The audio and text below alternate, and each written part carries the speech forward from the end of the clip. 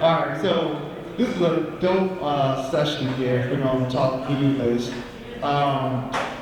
So, super excited to talk to you. Glad to be here. Yeah, we just met each other like 2 weeks ago, right? Yeah. So, yeah, your story is so interesting because you actually you're from Detroit, moved to LA, and then you came back to Detroit. Yes. Now, some people would like, LA is dope, and now you came back, and then you came back with your family and all that good stuff. But just first, introduce yourself and introduce, which engineer. Yeah, so my name is Madonna Patrick. I'm a software engineer. Started out as a software engineer and then worked my way up to then start my own company. Kind of a long story, go for that. So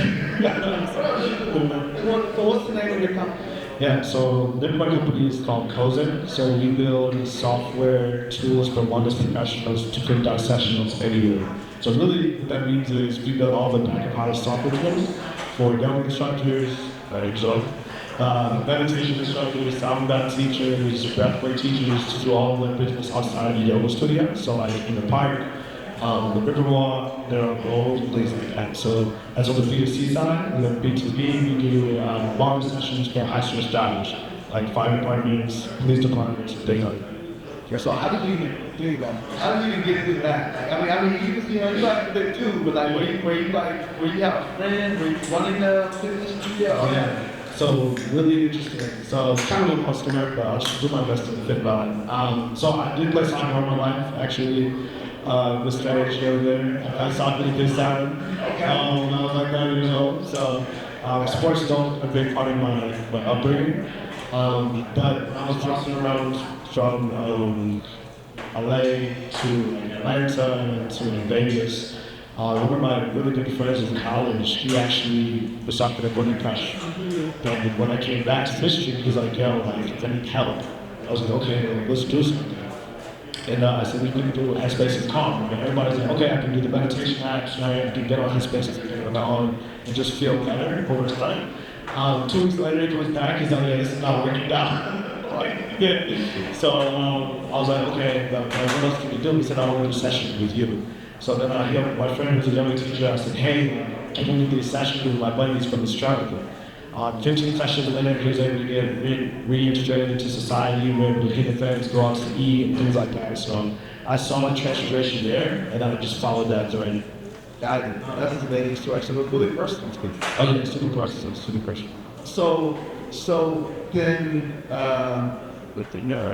did you build a company here in Detroit, then move to LA, or what happened there? Yeah, so when all of that was going on, I actually was living in LA at the time. Okay. Yeah, so I just came back to visit, and then that's when I found out about that. Gotcha. But no, so I was building in LA. I was surveying different yoga instructors saying like, hey, this is something you would use, basically getting rid of all of the software tools to build their own business, essentially, of their own. And I was getting a ton of feedback saying, okay, this doesn't work, and you want one game system and things like that. So I'm building it in LA while surveying yoga instructors from Detroit and Los Angeles, right? Trying to get as much feedback as possible as I build the thing. So what made you go to LA in the first place? Yeah, so really great question. So more into my background. So I was a software developer at Rocket Homes. You guys are familiar with Rocket Homes and Rocket Mortgage, Fredman companies, right? So I was the second iOS engineer on the Rocket Homes team. There was only 7 of us building the Rocket Homes iOS app. That was just a transformative experience for me, transformative. Then I started learning about venture and building companies and how deep it's actually built. It was really cool to me. Just initially, I was like, okay, I can code this is going to be cool. Thousands of people are going to use it. We ended up scaling from 0 to 60,000 users by the time of the Rocket, which was enormous. Yeah, and then I said, okay, well, where else do they do this tech cool thing that none of my friends are talking about, but I'm like, doing it, right? But, and then that made me set my sights on Los Angeles, Silicon Valley, things like that. So, but why not the Valley? Why LA? 'Cause that's LA. For those who don't know their geography, LA and Silicon Valley is pretty far away. So what makes you go to LA versus just going down to Mountain View or one of the other surrounding areas, Santa Monica, one of those areas? Yeah, so that's a really, really good question. I think culturally, we have to really be real about Detroit and the impact that it's had on my life. I became a man here in Detroit. Yeah. I was like, you know what, if I go to SF, there's not going to be a lot of people like us. There's not a lot of people like us in San Francisco. Right. They're super highly technical. Not saying not, but like they pick issues to they will, highlight. So I think it was more of a good cultural fit for me, just because I love the level of diversity there. And I had more school people I had known in LA on top of that. So what I ended up doing though was working for a company in San Francisco, remotely in San Juan in Los Angeles. So that's why I got like the best of both worlds. Gotcha. Did you like LA? All of it. I still love it. Still go to it. So when you went there and this is all about obviously Detroit, LA, and back again. Was there something there when you reached LA and you were like, man, you started hanging out with black folks there? Was there something missing that you something missing here that you found there that you were like, was there like, what was the thing that was your dang it? But Eagles, in respect. I know the weather's great. Weather's amazing. Weather's amazing. I know that's right. I know. I'm jealous. But was there something that hit you at a person and you were like, man, this is dope. And I wish we had that in Detroit. Yeah, so kind of touching on what the previous speakers spoke about. There is a stigma here of like EV only, like mobility only, and the other sectors don't get as much highlight, right? And when I went to LA, it was very clear immediately. The first thing I did was build a community. So I built 2 group chats with like 30 people each just to play basketball on the weekends. I knew that was my way to build a community and kind of network with people and be comfortable with folks out there. It was super easy to do that, super easy to meet people, and just meeting people across all sectors. They still were very good at meet with you and like have these recurring meetings and things like that. So I think that one of the things here that I'm trying to, I got back 2 months ago, gratitude. One of the things that I'm really trying to focus on now is building community here, but I'm finding it to get a little bit hard. Like in LA, like you can network with the entertainment guy, the iOS engineer at Airbnb. He knows the guy that works at Nike. He knows the guy that is our angel investor in like 4 VC partners. And they all do different things. They want to design it, who designs your Kit Kat, right? Like things like that. This is a lot easier to just have these synergetic moments randomly LA versus like this. Yeah, so it's interesting. Yeah, I mean, I'm assuming because, I keep up the stage, like, you really need here. You got to be real intentional, super intentional, because everybody aren't necessarily hanging out with one another like that. Well, another thing too is like you have to remember, Los Angeles is an event-driven city. Alright. So if you want to rather than as a company in LA, you have to. That's how you cut through the noise and find your people. There's so many people and so dense that that's a surefire way to live.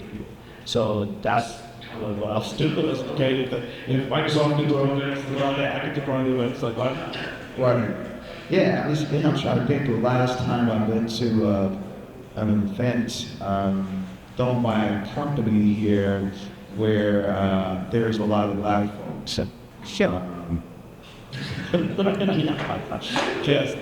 Yeah, I don't recall. I don't recall. Sorry, it's been a while. Yeah. So obviously, the community aspect is one big thing. Yeah, I think obviously that's fundamental because that's where you build trust. And I do think trust is fundamental in every relationship. You can't really build anything else without that.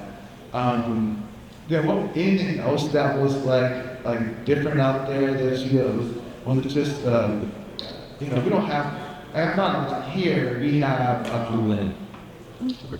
a lot of people are I don't know if I'm more to say on this, but like, we still have a lot of people that are not necessarily at a level in their career where some people just see value from them. They're not at the point where they can get value yet. You know what I mean? So it's kind of hard to kind of build a relationship, have to get into the next level. Let's be real now. We actually build relationships because we're looking at that. They know somebody, and they know that person knows somebody else that can get you to where you need to be. And if y'all all just kind of know each other, it doesn't help. So you need somebody that's connected, that kind of interconnection. Is that kind of the issue a little bit? Yeah, I'm saying that even outside of, following that trail, it's like, so you know WSO are? Yeah. Okay, so they do like a lot of the paperwork. It's one of the law firms that does the paperwork for startups and everything, right? And they also do it for big companies. They would throw events just for founders to come in. So for example, like it wouldn't be like the mobility founders or like the wellness founders or the product founders. So it would be anything in regards to like sector specific. It would just be like, hey, come through, have years. Yeah. And now we have this big pool of like all these diverse founders that then could meet people that they need to meet. So that's first. It's a lot easier to do that than random people that are coming together. Gotcha. So because of that, so you came back to, not to get back, right? You came back to Detroit, and now you're trying to find your way. Reconnecting with people. We always talk about that, reconnecting with people. Like, is there anything we can do better? Like, you can see, like, I don't even got a couple weeks or couple months, but like, anything we need to do better? Is it like your intention? Like, is it a way we need to be going to, people that are, I would say, some of the go-to organizations or companies here, and should we be asking for them to build more events for us, or should we be taking that on ourselves and trying to build more events and be connected? Like, what would we do better to kind of support people that are coming to read? For you, you're coming back. But just imagine just somebody who never been here, right? If you're coming to Detroit, one of the big issues we have is that founders coming to Detroit, they grab funding, right? Because that's easier to do. You know what I'm talking about? Is that what I'm here? Yes. And then once they get the funding, then they leave because they haven't been able to get roots here, or they're not able to find the right people to kind of grow a network. Is there anything we can do, you think, Devin? So since I've been back, I've actually been really impressed with the progress that Detroit has had. For example, New Lab, when I left, New Lab was not here, so this went good. Okay. Also, Warrior Ventures just launched literally yesterday. Yesterday, yeah. Austin was the great guys. So I think that also Wisconsin University has that partnership with the Michigan Economic Development Corporation to support the careers of students that want to go into the semiconductor industry and things like that. So I think that just staying close to changes that are happening on the legal side, for lack of a better term, and then following that way. So the CHIPS Act allows to fund more funding for semiconductors, right? And ways to take advantage of that, right? So even if, like, let's say, GM or Ford, or if they're not going to do it, we need to be the ones to be like, hey, like, we can throw these events around this specific thing, or just have an industry boss come in, and we need to be down the whole constantly, like consistently, over and over and over. Like, when we see you at 50 events, okay, cool, we need 50. Right. Like, Yeah, and I think if people don't work this, right, and I think people got comfortable, clearly, people got comfortable, being with COVID, being at home. Yeah. I definitely think that if we can get people back out again, and I think sometimes people don't see immediate value, and they give up. Yeah. So I think to your point, like, you need to be seen, this is like a marketing message. It You is. need to be seen, like, I was like 7 or 8 times before actually people get the message. Yeah. So I think almost the same things that happen in your personal life and with like whatever you're trying to build, whatever relationship you're trying to build as well. People need to see. Yes. And I think if we can figure out ways for people to show up and just I think that's another thing. I want people to feel comfortable. Yeah, so even that is like, how do you make people feel comfortable if they're not in this mobility space? Let's be real about it like that. Detroit is known for the work hard in the city, very blue collar, like how we work hard and so on. But that doesn't necessarily fit everybody what Detroit is doing. Right? So being an industry agnostic space, allowing for creative people to come in and just talk about stuff, right? Really pushes the narrative, like anything can get done in here, anything can work here, right? Like the AI company brand representing like that's the thing that's done. Is it a mobility company? I don't think it is. Right? Which company? That company that Oh, yes. No, they're just a company that builds applications. Yeah, okay, cool. Dual security and mobility, right? Okay. So we need to keep on highlighting that and force more outside of the mobility space, although it does touch a lot of sectors. I do love mobility. Just coming, my dad works for GM. Yeah. But there's a lot more sectors that need attention and needs to push. Yeah, I think that's obviously you come to your fitness and wellness is where you is that what's classified wellness, Health wellness, yeah. health wellness. Yeah, I think people we just need to like be interested in how those industries work, like bringing them together as well. And I know there's value in it being more tech agnostic, but sometimes I think people are like at Tech Town right now, we have a few companies that are trying to go.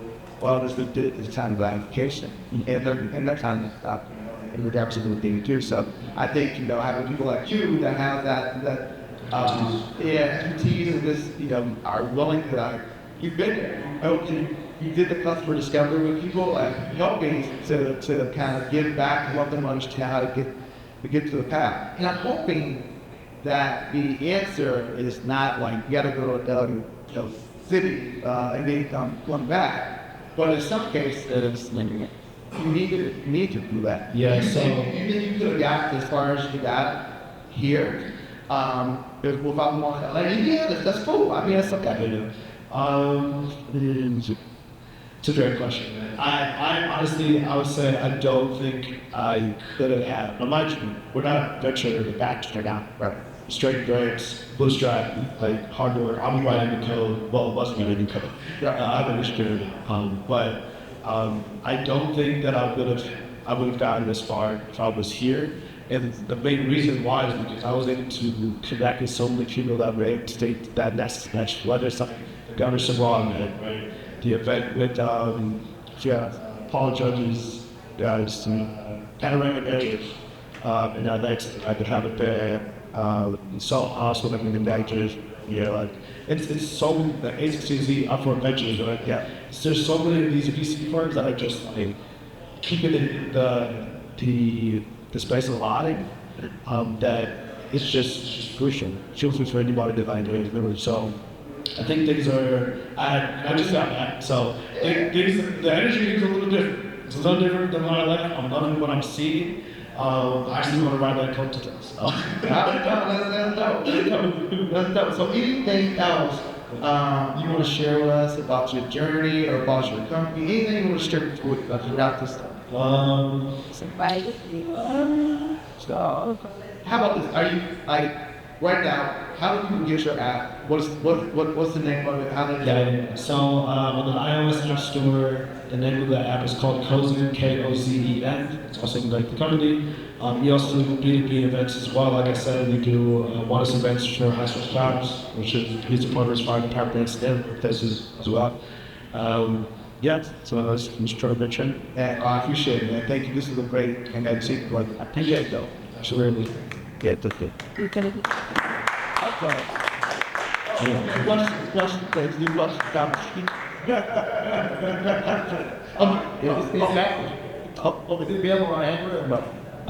the no iOS.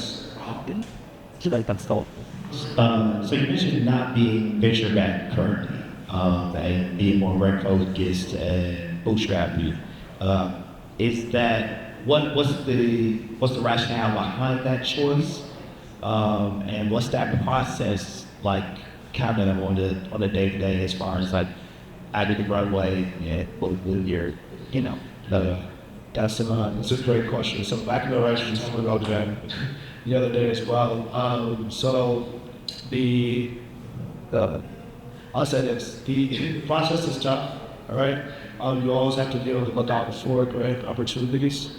So I'd say keep your connection close. Let them communicate with them. Hey, like, you're still looking for grants. Also, you need to get with your project because you might need another one before you know it, right? And also be able to pick up quick money, right? Back when I was talking about fast money to keep you in the game for the long run, right? That might come in the form of a contract, software development, just the technical and product management contract, right? Just always stay on the lookout for things like that. And if you might do pick up a couple of interns that work that go to these universities, right? And go there, Michigan State, whatever. They might not get paid immediately, but you can do something where it's like you get paid half now, half later for a minimal amount. Like if you can make that work, make that work. I guess the other question you have, truly have, is the reason why you didn't want to go venture back? Is there people that are getting that stopped you or yeah? Yeah, so being in LA, just having a lot of friends who are venture backed, right? It's very clear that some businesses aren't necessarily supposed to be venture backed entities. And I like to start, this is like a third company I said I started. And this time it's to approach that, let's not build it from like, okay, it's going to be venture backed immediately out the door. And that's given us just so much. We've gotten a lot of resources just from customer interviews and learning more about the landscape on this space by just not looking at it as where do we get money and where do we go versus like let's build what actually works now and get money from customers and get feedback and we'll go to investors in. If it is a venture backable model that could be based off of trying to leverage. I mean, like, one more topic where it's what? So, how long will you decide to, especially if you went from corporate to the full-time entrepreneur, how long was that period when you would continue having your corporate job and, before you actually sat down and step away and be a full-time entrepreneur? As something when we're coaching startup founders, you know, a lot of times they just want to, they say, oh, I'm just going to quit my job and want to like, what you mean, like, you know what I mean?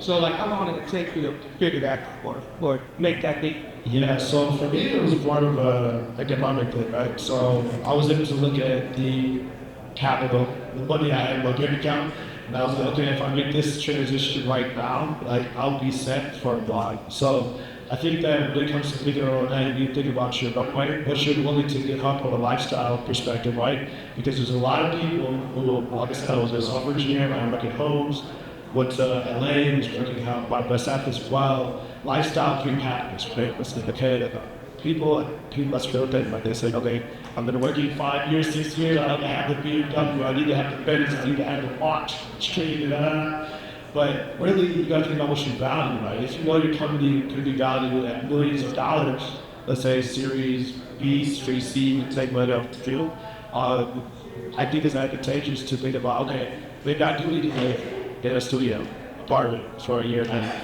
Why not, right? And just be strapped in like, which is encouraged from the startup space. So I think lifestyle creep is something that founders really need to look out for as they grow their careers. Because one of these people who are transitioning that are more seasoned in their careers, or the lifestyle creep might make them stand go out not do that. Yeah. No good.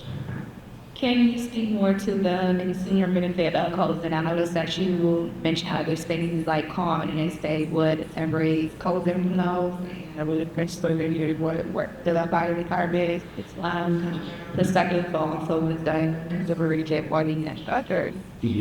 So we built Cozen on the B2C side with the thought in mind that we wanted to have entrepreneurially. So what we found is when these yoga instructors teach how to do a yoga studio. The yoga studio is taking way too much money off the table. And there's something called shadow fatigue. So yoga instructors have to go from yoga studio to yoga studio to yoga studio. Through traffic, it'll be at literally 2 minutes work. And they have to get to the spot, and then they're stressed trying to get to the spot, and it's not conducive for a good session. So we found that they wanted to make their own money on their own terms. And we are filling that fee for them to do it outside of the yoga studios, even with us and dance space, everything. Got to work on a training, things like that. We've also found that the community aspect of the business is what really is not the creativity. So I'm trying to reel that here now that I've been back, but I didn't get into it. And that was really dope. So we were able to do like 5 or 6 sessions, big sessions, 30 people plus. We were able to say revenue splits off trends and do. You know, the first time you see you're actually working on technology, working, it's very funny. So trying to recreate that out here and just build that connection better. So yeah, call it on the B side here as well. Yeah, like larger corporation. Yeah, you know. Yeah, so the larger corporations, what we found is that they normally have their employees control their medical wellness or medical health that they just said. But one of the problems that we found with that is that they don't do a lot of team activities together that incorporate health and wellness. It's still like, okay, let's go get a gym. It's not like, hey, like, let's do a group meditation. Like, this really relax as a team. So we found opportunity there as well. With the police departments, they're like, oh, we love this. So kind of high stress, especially post NFL draft, right? If they do have enough people, staff, because some police departments we just talked to actually last week, they don't have enough people on staff to actually do inspection. So that's something we have to work around. But some police departments that do, they're like, okay, yeah, this is cool. That's dope. Yeah, that's I didn't even think about that. Like this way, thinking about how to will be a decent harmful. I'm seeing that helps morale. I'm seeing it also helps tension. And I'm hoping also that at some point it could filter back into their shirts when their employees fun, right? Yeah, so we are talking about that, but we need to have it on a contractual basis where it's going to be like that. If we have it, we do it in Wall Street. Okay. But we're trying to lock in the quarterly contracts. Yeah, now I'm just going to dig into this a little bit. Acquisition is good for acquisition bonds, but you can learn about how to do the job. Chief abuse. What do you think you can get at that little I'm just now to those dealing So what's the biggest issue with getting these contract signed? Because these companies are not used to doing something like this. Just like some contract, doing yoga meditation. This is unheard of. Yeah. That what it is. Literally. So for example, word for word, we talked to Chanel, I think a month ago, they were like, yeah, we just haven't seen anything like this. I asked them, like, how many vendors, actually asked them about how they're doing for their team. They said, like, see, the only vendors that get is food vendors. So I was thinking this is an open lane, but also there's a lot of teaching that has to happen around the workplace when it comes to wellness and just being okay as a team. And another hurdle that we run into is that who's the decision maker. So a lot of times, like, we talk to the manager at the store or whatever, and they have to go and clear with HR. That conversation takes a little time. The B2B sales cycles are a lot longer in general. That's what we're going through kind of right now. That's that cool. What's dope? Any other questions? Oh, Aubrey? Gotta get the OG. Did you have a question? Oh, yeah, another question? Okay, good. Okay. He has a question right here. He has a question right here. Oh, okay. Oh, slow down. It is more of an observation than a question. Yeah. And I'm sure you probably looked into it, but teachers. Teachers leak that. Okay. Yeah, so the teachers, we haven't actually penetrated the educational market yet. We just had a conversation with somebody that used to do yoga for kids, like 10 to 12 years old. And teachers is something we can look into. I like that. Appreciate that feedback. Another hard thing, though, with that is like, do the schools have money? It's like, who has the money to actually pay for these amazing yoga instructors like your son? to go teach these classes, right? We have good assurance. Okay. So the insurance is very important. Very good, well subsidized service. Okay. So I was thinking, would it be the school district or? Yeah, yes, that'd be the hard part. The school district. Okay. They also put it in the contract. Yeah. There's also E-rate money that comes, it's called E-rate. Basically the funds are set aside for technology programs for public schools, right? You have to apply for them. Okay. Right, but the good thing about E-rate money, if you, I would get a sales team or however, if you know when the school is getting that E-rate money, when they fill in an application, they will write your solution into that application. Like, oh, I need this amount of money because this is this issue we want to purchase for the school. So that's a really good way of accessing when they get their funds, then you can try to get them stimulus funds on your product. That's it. I agree. I told you that question. All right, yeah, I'm down. Question, you might have already asked this. It's fine. The yoga instructors themselves, are Yeah. they able to sell your product? Are they able to be part of your sales force? In what capacity? So, I mean, so students are at, let's say, I'm a yoga instructor, Yeah. and some people are inquiring things about me when I come to practice. I should give them your app. Yeah, so, how that would work is if you were an orientation instructor, sound bath instructor, yoga instructor, or whatever, and they say, hey, like, I want to do a session with you, you say, yes, I'm going to give this app, and then you put the session up, they get a notification saying, oh, Aubrey's doing a session in the Riverwalk, and then you get 20, 30 people show up, which is the revenue split in the company, and then you get your share. So my question is, are you targeting those people to be your sales folks?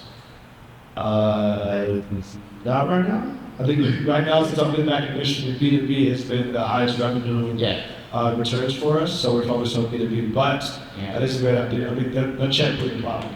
Yeah, because there's at least 2 students that came out of my program the other day that are like high-profile yoga instructors now. And I can see that kind of take it off. It's, like gangbusters. Yeah, absolutely. Those kind of folks. Absolutely, 100%. Yeah, I'll tell you what. Yeah, let's connect. For sure. Great. Where's the last question? Alright, so you mentioned like having periods where you take like fast money, like small contracts to keep cash flow going in. Yeah. How did you manage like that context switching and making sure that you were taking in appropriate contracts? Yeah, so LA is such a dynamic place.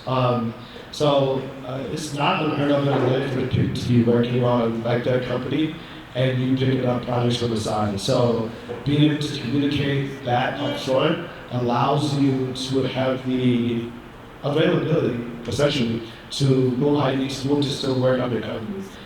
So I think one of the communication is super important there. I know Duran as well. We've been on a couple contracts together in LA. But he's going to get his own thing as well. So it's definitely doable. I would recommend it before you do take, like I said, I think it's very important. Not every company is extra value. So before you go, that flywheel can really go. It's totally okay to try to get contracts elsewhere, but balance your time. So I'll add to this a little bit. So I think it's doubles to the game. So I think one is like I think you quit your job. Man, before you quit your job, you gotta feel comfortable. Then before you go like totally cold turkey going after like just revenue that you generate from your company, you get these side gigs, right? These side gigs kind of pay for you. It gives you the freedom. I think that's what you're getting at. To really start going all in your project that you're building and start getting some customers. And then there's probably a long path there of getting side gig for a minute until you get you get it going and you have enough revenue coming in. Then you can quit that side gig. And I don't know, man. When I was starting my stuff, man, I took everything. I gave everything, every little thing. I didn't care. I was like, what you want me to do? You want me to build you a what? You want me to build you a little website with your little name on it? No problem. You want me to do that? I got you. But you know, you gotta be careful because you know those are the ones that get you. You be on that for 3 months. Yeah, everything exactly. you changed it every 2 days. But there's levels to it, I think, and I think you get to a point that you're comfortable. I never feel comfortable though. I always feel like it's doomsday coming. Yeah. But that's just the way entrepreneurship is, and you just gotta live with it. And be your own advocate. Close the deal. Be a deal closer. You close the deal, you can make anything happen. You close the deal with the contract that's been right here, closing design contracts all the time, going crazy. LA, Detroit, wherever. But he's doing his own thing. So be your own salesperson, be your own advocate, and definitely just make sure you have your eye on the prize long term, but make sure you have somebody in your pockets to move and go places and do these events and things like that, because it does take money. All right, yo, thank you so much, man. It's been a pleasure.